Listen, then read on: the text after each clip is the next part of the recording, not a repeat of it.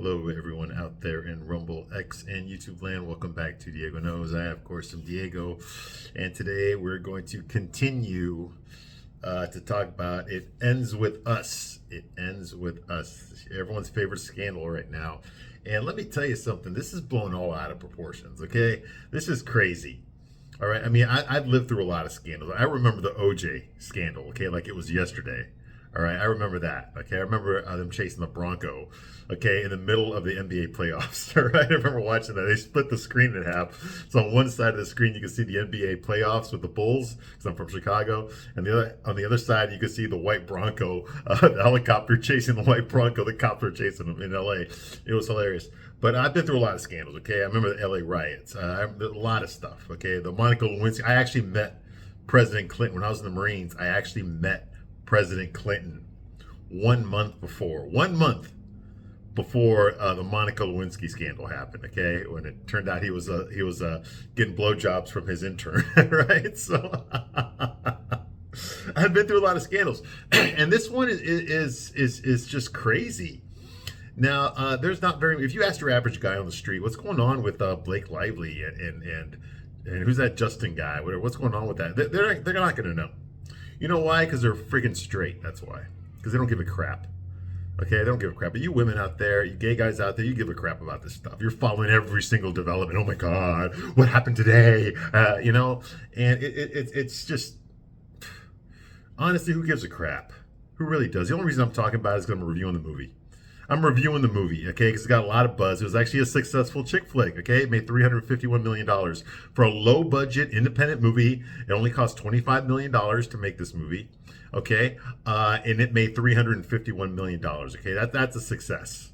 That's a success. That's a return on investment, okay? So they made money. They made their money. All right, and I think what a lot of the free publicity they got was because of the scandal. People wanted to see the scandal. They wanted to see what the hell this movie was about. Okay, so this whole scandal revolves around a movie. Well, let's watch the movie. Okay, and that's what they did. Honestly, I think that's what happened here. Okay, now what I'm going to do here is I'm going to give you a straight man's point of view. Okay, I'm going to talk a little bit about the latest developments, and then I'm going to go into reviewing the movie itself, okay? Because I gotta do both on these videos, man. I spent so many videos talking about the scandal, and I'm still not done with it. So I'm gonna give you a little bit of information about the scandal, just to keep you up to date, okay? Because it's ongoing, it's going on right now. Even today, there was new developments, okay? Apparently, today, something that happened that I found out today was the one of the stars of the movie. His name is, I got it here. His name is Brandon Sklenar. Brandon Sklenar, okay, he plays one of the love interests in it's a triangle, okay, it's a love triangle, obviously, okay, with one woman in the middle, okay, because that's a female fantasy to have two hot guys fighting for her, right? Because you know that happens in real life all the time, okay. So Brandon Sklenar, he plays the character Atlas, okay. Atlas is the low testosterone love interest here, who's all about his feelings and sharing his feelings with the woman he loves. Oh, wait a minute, that's every guy in this movie. My bad. I didn't really narrow it down, did I? Okay, no, he plays the one of the love interests, okay, Atlas. Get it, Atlas, because he carries the weight of the world on his shoulders. Get it, because he's got so much trauma that he's holding up. He can barely hold it up. He needs help by some unattractive girl with a mole on her face to help him out. Okay, yeah, that kind of thing. Yeah, that guy, Atlas. That actor is distancing himself from Blake Lively right now, okay? He has officially distanced himself from this movie, okay? So it looks like, this is an unofficial way of saying he's jumped onto Justin Baldoni's side, okay? And he's not the only one. Recently, the other day, I think it was a few days ago, Colleen Hoover, who I've spoken about on these videos, she is the author of the book, It Ends With Us, and she wrote a whole series of books with Lily Blossom, the main character, okay, is the star of all these books. This is just chapter 1. In her saga here, okay, this IP, okay. Now, when this whole scandal erupted, Colleen Hoover immediately jumped onto Blake Lively's side. She spoke out against director star Justin Baldoni, who has the rights to her book, by the way, okay, and she jumped onto Blake Lively's side, Why would she do that? Okay. Did she witness some sexual harassment? Because that's what Blake Lively says happened. She was sexually harassed.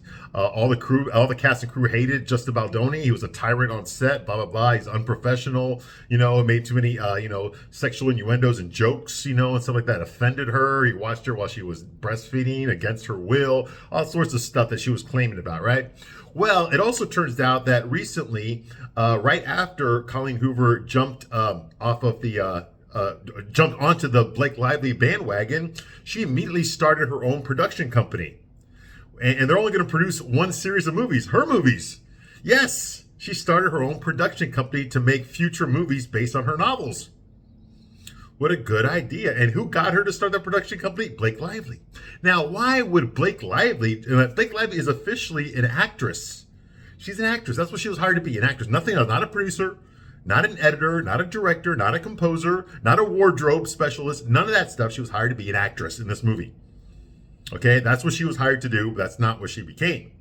Okay, if Blake Lively were to somehow, I don't know, steal the rights away from Justin Baldoni, she could fund the next series of movies, whereas she keeps all the profit from that. Now, how would an actress like Blake Lively know how to hijack a movie series, a franchise, and take over it just by starting off as just an actor? How would she learn how to do that? Well, let's see. Her husband, Ryan Reynolds, did that with the Deadpool franchise, which he hijacked away from Fox and from the director Tim Miller, the first Deadpool movie. He hijacked it away from him, took control over all of it. The last movie, which came out last year, which made $1.3 billion, Deadpool versus Wolverine, Ryan Reynolds had complete autonomy on that movie. He had basically complete creative control over Deadpool, over the franchise. Okay, what he says goes. Even Marvel bowed down to Ryan Reynolds to make his own Deadpool movie because they gambled that it would be successful, and what do you know? It was successful. It was completely the only movie that beat Deadpool Wolverine last year. What was it? I think it was Inside Out 2. That a damn cartoon was the only movie that made more than Deadpool Wolverine. Okay, so Ryan Reynolds had a lot of pull. I said had because there's been some latest developments. Okay, so anyway, Colleen Hoover, recently, a few days ago, she actually jumped ship off of the Blake Lively train. Yes! Now, does that mean she jumped onto the Justin Baldoni train? No. But what she did do on her Instagram, on her Blue Sky and on her X, was she's still following Blake Lively. Okay, there's still, you see the pictures of them together, whatever, there's like the BFFs or something, right? Which Blake Lively needs because it looks like Taylor Swift jumped ship off of Blake Lively as well recently. So she's distanced herself from this whole scandal because she was one of the bullies that Blake Lively used, one of her dragons, as Blake Lively says. She has Ryan Reynolds on one side and Taylor Swift on the other to bully Justin Baldoni into capitulating to all of her demands, basically allowing her to take over the movie. Okay, she had Taylor Swift helping her, and she also had her husband, Ryan Reynolds. Well, Taylor Swift has gotten negative publicity over that, which you can see because if you saw the Super Bowl last week, Taylor Swift completely got booed at the Super Bowl. Now, some of that was because she endorsed Kamala Harris, okay? A loser. Some of that was because of that, okay? Football, I know you fucking LGBTQ activists love to do this fucking shit, okay? But the bottom of the fucking line is stay in your own goddamn lane, okay? Football is mostly for straight fucking men. We're the ones that pay to see football, okay? It's our sport. Now, do girls love football? Of course they do. But if you were to take every girl in America that loves football and every guy in America that loves football, there's gonna be a hell of a lot more fucking guys. And I guarantee you pretty much all those guys are gonna be fucking straight, okay? Because it's a sport that we love. It's violent. It's egomania. It's ego driven, okay? Men love that shit. We love that shit. Which means that stadium was mostly fucking straight guys in there. Okay? And they all unanimously booed Taylor Swift. And that includes all the women that were there too. Yeah. But yet they all praised Donald Trump, who also was at the Super Bowl. Okay? Okay? The LGBTQ market is never going to take over that. Okay? It's never going to take over that. You see what I mean? I know there's activists out there like LGBT representation. No, not in fucking football. Okay? I know there's some gay guys that play football, okay? I know there is, okay? But they're few and far between and not even worth mentioning, okay? Not even worth mentioning, Okay? Football is a fucking straight guy's sport. Always has been, always will be. And nothing you freaking do is going to change that. Okay? It's not going to change. All right?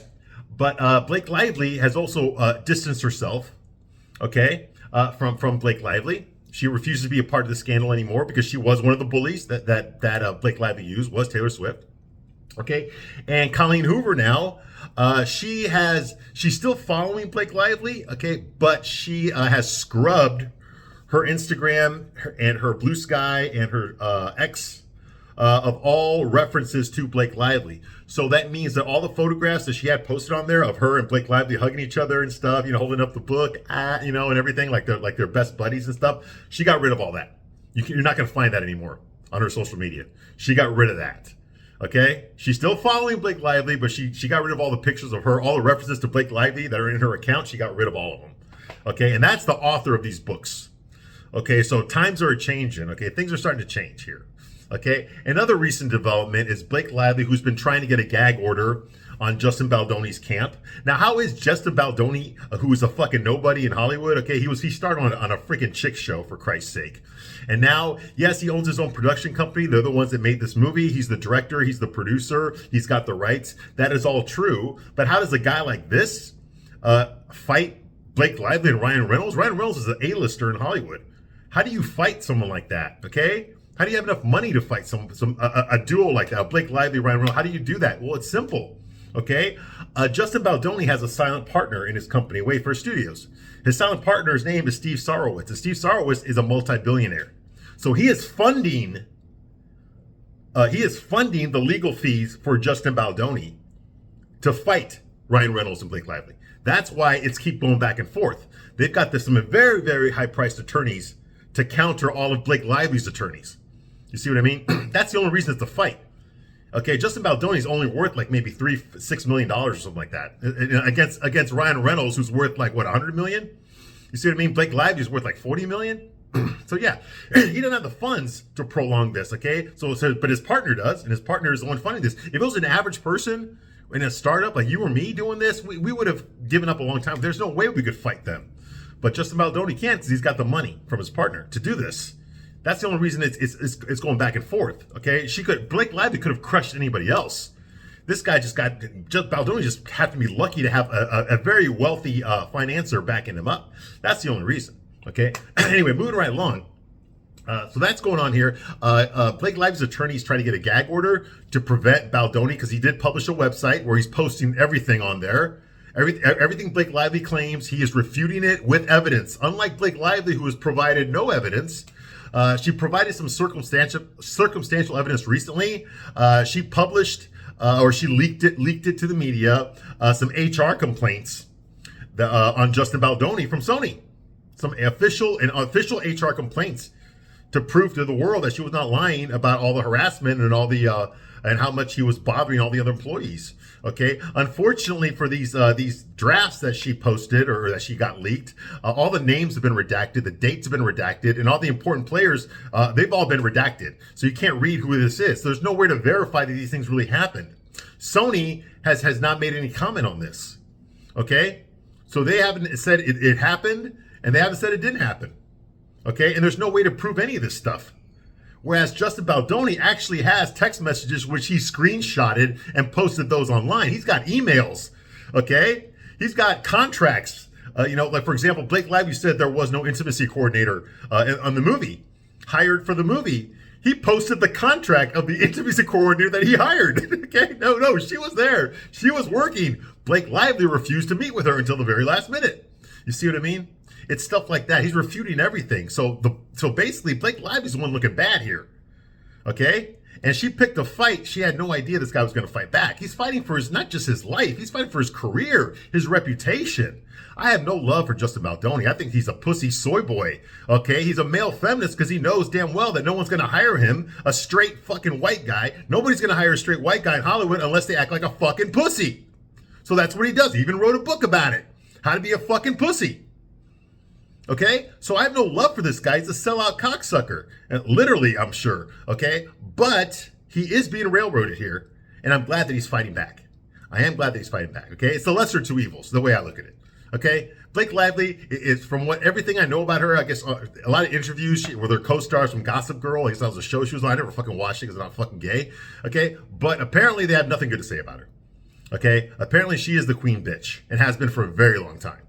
Okay, if you watch some of the old interviews, she has talked about how she likes to take over a movie. I even played the audio for one of her sound bites in an earlier video here on this series, okay, where she admits that she likes to take over. When she gets hired as an actress, I can contribute so much more than just that, than just being a pretty face who has to stand on a mark. Okay? You know, I like to be involved in all aspects of, even though she's hired as a fucking actress. Okay? So apparently there's a lot of stuff going on here. Okay, the judge denied Blake Lively's motion to gag Baldoni, so yet he still has his website. You can go up there and look it up yourself. He's posting everything on there. Okay, so Blake Lively doesn't look very good. The only thing going in her favor right now is, if you remember this past weekend, Saturday Night Live just had a 50th anniversary show, and for some reason, Blake Lively and her husband Ryan Reynolds went to it. They were there. Despite the fact that neither one of them has ever hosted Saturday Night Live. They were there in the audience. You know, it was an all-star audience. And Tina Fey and Amy Poehler, when they were doing the opening monologue together, they did make a reference to Ryan Reynolds. He stood up and they said, and Tina Fey and Amy Poehler said, hey, how's it going, Ryan? He's like, oh, it's going great. Well, why, have you heard something? And they were like, no. Like that, okay? That was it, but it was a joke. Okay, everybody knows what's going on here. Okay, everybody knows. Okay, the more this goes on, the more guilty Blake Lively looks. And I'm going to tell you something. Okay, I'm glad. I'm happy. Okay, I'm not happy for the circumstances that she put Justin Baldoni through, but I'm happy that there's some fucking justice. I'm sick and tired of women getting away with this shit. Okay, if there's one thing Amber Heard taught us, is that not all women are pretty little innocent flowers. They've done nothing wrong. It's just the men that do everything. No, it's not.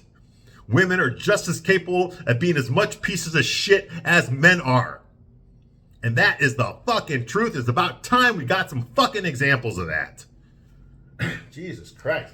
Anyway, so here's some new things here.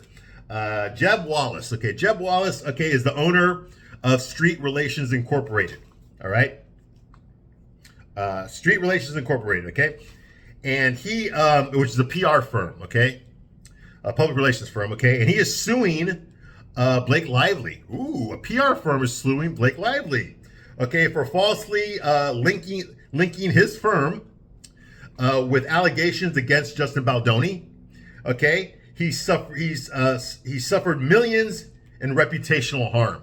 Okay, so this PR firm, okay, Blake Lively accused this PR firm, Street Relations Inc., okay, of falsifying information, okay, about her, okay, so you know, in order to hurt Justin, which has hurt Justin Baldoni, okay, against Justin Baldoni, okay, so, and he suffered millions, okay, so he's suing Blake Lively over this crap, okay.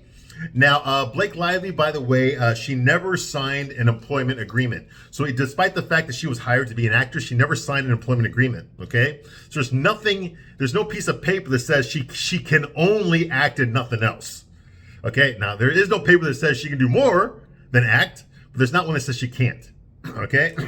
And I'm sure she did that on purpose. I'm sure Justin Baldoni was so happy just to get Blake Lively in his movie.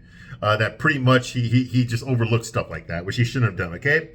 Now, if those of you who don't remember, in 2023, there was a strike in Hollywood, okay? There was a strike, okay, a writer's strike in Hollywood, which halted production for several months, okay? During that time, Ryan Reynolds started writing scenes, because the writers were on strike. So Ryan Reynolds started rewriting Blake Lively's scenes in the movie, okay? And not only that, but he also filmed them. Now, all of this was done without the knowledge of Justin Baldoni, the director, writer, and producer of this movie, okay? Okay? And when Blake Lively demanded that she edit her own version of the movie, she make her own cut of the movie, which Sony capitulated to, okay, she added those scenes into her edit without telling Justin Baldoni. Yeah, ooh, you see that? Okay? Without the director knowing about this, okay? Now, another reason. Now, why was Taylor Swift? Why was Taylor Swift have so much power involved in this movie? Besides the fact that she was I said was Blake Lively's best friend. Okay.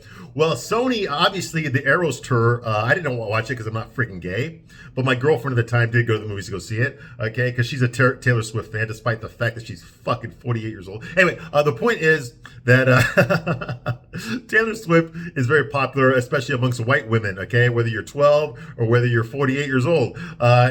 White women love Taylor Swift, okay? They will go see that stupid-ass movie that came out last year, okay? Well, it made some money, okay? Like, there's all women in there and gay guys, okay? But mostly women, white women at that, okay? So Sony is aware of this. And to be able to get Taylor Swift to contribute a song to the soundtrack meant they were going to sell a lot of the soundtrack. So they really wanted Taylor Swift to contribute a song to this movie, okay? And they were willing to pretty much do almost anything to make that happen. So whatever Blake Lively wants, Blake Lively's going to get, because she can guarantee that Taylor Swift will allow them to use one of her songs for the soundtrack, all right? Which ended up happening. The song is called My Tears Ricochet. Okay, now for those of you girls out there, you know what this song's about. But for those of you straight guys out there, I know you're clueless and you probably never heard the song before in your life, okay? Like me. I had to look it up, okay? And yet I still haven't heard the song because I don't give a shit, okay? Anyway, the song by Taylor Swift, okay, it's on the soundtrack for the movie, okay? But it's not about like domestic violence or love or lost love or any of that shit. It has nothing to do with that. Taylor Swift wrote this song. It's not about one of Taylor Swift's ex-boyfriends, which most of her songs are about, okay? It's about this guy named Scott Buscetta, okay? And Scott Buscetta was the founder of Taylor Swift's record label, okay? Big Machine Records, okay? Okay, and he sold all the rights and all the master tapes of her songs, okay, especially early in her career, to a guy named Scooter Braun. And Scooter Braun is Justin Bieber's former manager, okay? And he is a media profiteer. So basically this guy, Scott Buscetta, from Big Machine Records, he sold the rights of Taylor Swift songs to Scooter Braun, okay? To Scooter Braun. So Scooter Braun owns all of Taylor Swift songs, okay? Not anymore, but the old ones, okay, from her first several albums, he owns those rights. And obviously Taylor Swift being a boss bitch feminist, she wants the rights back, and because he won't sell them back to her, because he makes a lot of money off of them. Okay, she wrote a song about it to get all the fans against him because, I'm such a victim. I don't even own my own music, which I've made myself. See what I mean? And of course, you girls eat it up. Okay, she's a victim. Poor Taylor, we gotta help her. It's not fair. Okay, and that's what this song was. Okay, she wrote it as about her legal problems with owning the rights to her own music. All right. Now, Blake Lively did cut her own version of the movie. Okay. And test audiences, and so did Justin Baldoni. He cut his own version too. They tested both versions out with audiences, and the audiences liked Justin Baldoni's version better. Okay, they liked his version better. Okay, but Sony ended up going with Blake Lively's version. Okay, so as to secure this Taylor Swift song. So basically, Blake Lively told Sony, if you don't take my cut, okay, Taylor Swift is not going to be in the goddamn soundtrack, and definitely not in the movie. Okay, so they capitulated. Okay, that's what happened with that. All right. Now, back to the movie, okay? I will give you some more information on the scandal as time progresses, but right now I want to talk about the movie, okay? Now, the scene we're going to talk about today, okay, is from the beginning of the movie. Now, last video I talked about the funeral for the main character, Lily Bloom, Lily Blossom Bloom. Yes, that's her real name. What do you call it? She went to her dad's. She went to her hometown, Plethora, Maine. Get it, Plethora, which means an abundance of something, too much of something. Okay, so obviously there's a lot of trauma, a plethora of trauma that she experienced. The Lily Rose Bloom. Okay, she's a flower, delicate, precious, beautiful flower. Get it? Okay, and so she goes to the funeral for her dad, who she fucking hates. Her mom asked him, who's now a widow, she just lost her husband. She asked her daughter, "Would you please say a eulogy for your father? Five things about him that you loved." Okay, well, she couldn't think of one fucking thing. Okay, not that he protected me my whole life, not that he provided me with food and shelter my entire childhood, not that he made sure I lived in a good neighborhood, okay, with no crime, that I went to a good school, okay.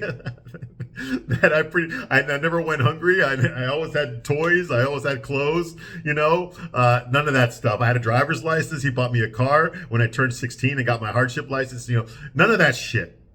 Okay. He paid for my college or no, nothing. She couldn't think of one fucking thing good about her own dad. So she walked off the podium at his funeral and said nothing, okay? And then she's all depressed, so she's driving home in Boston. She lives in Boston. She's in downtown Boston. For some stupid-ass reason, she decides to stop in front of a high-rise, luxury high-rise, okay? Some high-rise condos or apartments, whatever they are. Okay, I live in a luxury high-rise myself, okay, right here. You can't tell right now, but I am in a penthouse, okay? So I kind of know about luxury apartments, all right? I'm in one right now. Okay. And so she gets there for some crazy reason. She manages to walk through the front door and make it all the way to the roof of the fucking building. Okay. I can't even do that. Well, actually I can. But your average person off the street cannot come into this building, cannot come into this fucking building and go to the fucking roof. Okay. Unless you live here. Okay. We got security. We got concierge. We got automatic doors. Okay. We got elevators. You can't even use the elevator unless you have a fob. Okay. You can't even get into the parking, the resident parking lot, okay, unless your car has the sticker that gets scanned and allows the gate to open, okay? We've got security here, okay? And this place looks nicer than mine, all right? And yet she just walked right in, okay, in her goddamn overalls, okay? She's dressed like a fucking car mechanic, okay? And I used to work for a company that fixed cars. Okay, and the way my mechanic's dressed is exactly the same outfit that she's fucking wearing in this fucking love scene on the roof, okay? So she makes it up to the roof in her fucking dungarees, splotched with oil. She's got the worst fucking wardrobe in the world, all right? And so she goes up there, okay, because she's all upset. She wants to be alone because she has no friends, okay? And she sits there on the edge of the roof, looking at the nighttime Boston skyline, all the skyscrapers, right? She sits on the edge of the roof, suicide style, okay? Okay, and she's there alone, and she's angry, okay? And now all of a sudden, the roof door smashes open, okay? And here comes this guy, and he's all upset. He's on his cell phone. He's pissed off. He's dressed in black, okay? Black sweater, okay? Black pants, black hair, stubble, okay? And he's pissed off, okay? He just got off the phone. He's fucking pissed off. He's cursing. He doesn't realize there's a woman there sitting on the edge of the building, on the edge of the roof. He picks up a chair and smashes it, okay? This guy's super, super pissed. He's like, ah, okay? I've been there myself. I know what it's like, all right? And that's the other main character we're introduced to. This is Justin Baldoni's character. Yes, the writer, the producer, the director of this movie, okay? That's Justin Baldoni's character. His name is Ryle. Ryle Kincaid. Doesn't that just sound like a serial killer? Ryle Kincaid. That is his name. Okay? One of the best names in Hollywood. I swear to fucking God. It's right up there. It's right up there with Touch Connors and Rex Powers. Okay? And Brock Butler. Okay? And Simon Phoenix. And Romeo Skywalker.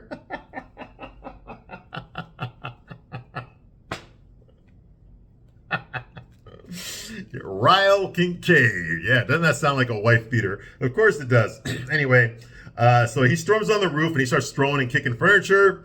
Okay. He tries to calm himself down by smoking a cigarette. Okay. And then all of a sudden he notices Lily sitting on the edge of the roof. Okay. And he apologizes to her. Okay. And he's afraid that she's going to fall. Okay. So he asks her, hey, you want to get off the edge of the roof there, please? You're scaring me. And she's like, oh, I'm fine. I'm fine. You don't tell me what to do. Like that, okay, typical feminist bullshit. All right, she refuses to get off the edge of the fucking roof of the high rise. Okay, so he joins her on the roof. The difference is her legs are on the inside of the roof, whereas Ryle's legs are on the outside of the roof, so he's in more danger of falling off than she is, okay? Okay, he just decides to join her up there. Because that's what I do whenever I meet a woman, is I threaten to fucking kill myself in front of them. God always turns them on. Hey, it worked in The Notebook, right? Remember when Ryan Gosling jumped on the Ferris wheel and said, if you don't go out with me, I'm gonna kill myself, I'm gonna let go. Remember, it works every time. That's why I do it. Always, guys, always do that. Threaten to kill yourself in front of a girl. It will impress the hell out of her. Okay, always do that because it works in the movies. Anyway, so that's going on here. Okay, sitting close to the edge. Okay, she refuses to join her with his feet on the outside of the ledge. So she informs him of her knowledge of maraschino cherry urban legends. I'm not making that up. That's how they start the conversation, okay? Basically, we're talking like a hostage crisis here, okay? She looks like she's about to jump, okay? She's sad. She's by herself. She's dressed like a fucking a car mechanic, okay? And her feet are on the edge of falling off the goddamn building, okay? And she's depressed. And she broke and entered into this fucking high rise that she does not live in, okay? And instead of him trying to calm her down and get her to come off the roof, you know, like she's in danger, you know, or something like that. What does she want to talk about? She wants to talk about some fucking maraschino cherry urban legends. Okay? Like, who the fuck wrote this shit? Oh, yeah, that's right. Blake Lively. Ryan Reynolds wrote this shit. Okay? Not the writer of the movie. Okay, so that's going on here. Okay?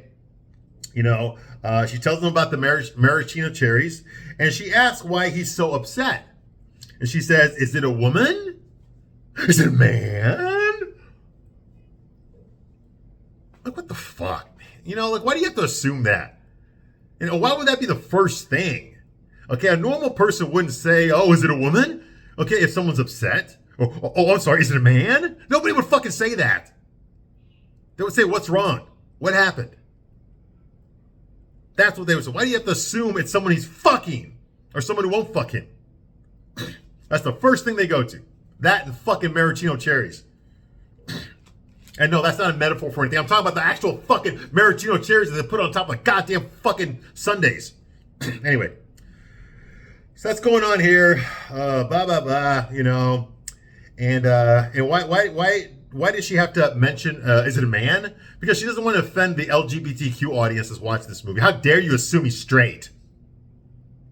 That was so homophobic. So the movie's aware of this. Okay, and that actually might be Justin Baldoni's writing, okay, because he's that way, all right? And so, what do you call it? Lily goes out of her way to not offend the LGBTQ, okay, or people in this movie, okay? She goes out of her way not to assume pronouns, not to use the wrong verbs or the wrong, you know, whatever. She does that in this movie, okay? Okay, because you know, normal people give a shit about that. All right, so that's going on here, because you see, for libtards, for liberal retards, okay, assuming heterosexuality is homophobic, all right? And you always ask personal questions after you've known someone for fucking 10 seconds, especially when it looks like they're about to commit suicide, okay? So finally she rules out that it's a man or a woman. So she's like, oh, I guess the chair must have offended you then. It must be the chair. That's the problem. Anyway, so what does Ryle say? He admits that he lives in a penthouse downstairs next to his sister and her husband. And then he gives her his fucking bank account number, social security number, his fucking blood type as well. Okay, why does he do that? I don't fucking know. He just met this girl 20 seconds ago. Like, what the fuck? I live downstairs in a penthouse right next to my sister and her husband. Who gives a shit? Why would you fucking live next to your sister, for Christ's sake? Anyway. She asks him what he does. He tells her, I'm a neurosurgeon. She laughs at that. And she actually can't stop laughing. She laughs for the next 5 minutes about that. Like, that's funny. I'm a neurosurgeon. Oh, my God. I'm sorry. She's like, you said that. Like that. This goes on for like 5 minutes. I'm not kidding. All right? Like, that's funny. He says he's a neurosurgeon, okay? And honestly, I thought he was bullshit as well. Why? Because the whole point of his character, Ralph Kincaid, is that he's supposed to be a high-value man. Okay, this is not a normal guy like me or like any guys that you work with or you see on the street every fucking day. This is a high-value man, okay? This is a guy who's super good-looking, okay? Super rich, super charming, super good in bed, super charismatic, super smart, super everything, okay? This is the kind of man that majority of women want to be with, okay? He's straight, he's single, he's got no kids, okay? He's a professional, he's super smart, he's wealthy, okay? He's charming, he's handsome, okay? He's cute and he's good looking, okay? And he's more shredded than a Julienne salad.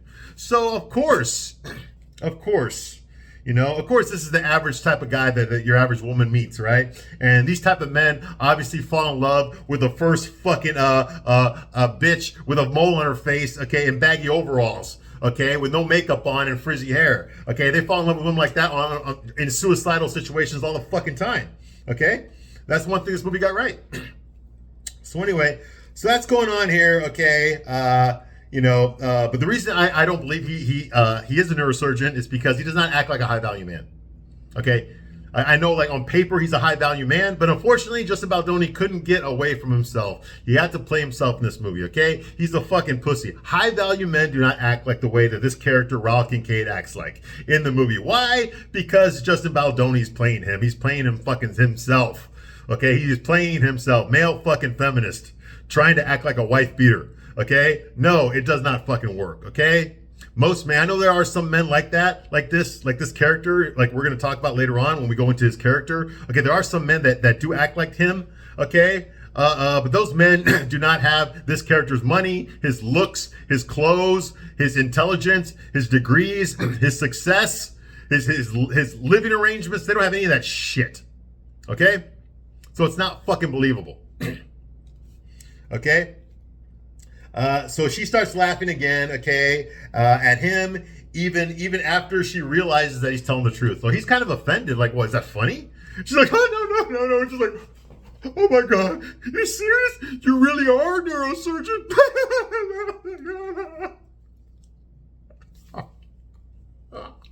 Just like that, for 5 fucking minutes, right? Okay. She's like, I thought you were like a crypto bro or an expensive prostitute. Once again, it's got to go to the fucking, like, who's he fucking? Like, that's important. Like she assumes he's like a fucking gigolo. Okay? She assumes he's a fucking gigolo. Like, why? What kind of a person does that? I mean, Jesus Christ. Anyway. Okay. She's like, no, I thought you were like a YouTube influencer or an escort, or like a crypto CEO, shit like that. That's what she thinks, okay? And she admits to him because he says, like, I've never seen you here before. Which apartment is yours? And she's like, oh, and he's like, well, I don't live here, okay? She admits that she broke into how did she break into the building? She just walked in the front door and took the elevator straight up to the roof of the building and nobody fucking stopped her. Can you imagine how easy it is to fucking rob this place? If I was a fucking crook, you know how easy it would be to rob that fucking place when there's nobody there to stop you? Nothing's locked. You just walk in off the fucking street and go straight to the roof? What the fuck? And I live in a fucking high-rise, for Christ's sake. Talk about a fucking plot hole. All right, I'm done. I'm done for right now. I'm getting worked up. But I will be back shortly to continue my review of And Just Like... sorry. I was going to say Just Like Crap. No. It Ends With Us, which is also just like crap. I thank you for watching this long, and I will see you soon on the next one. Bye.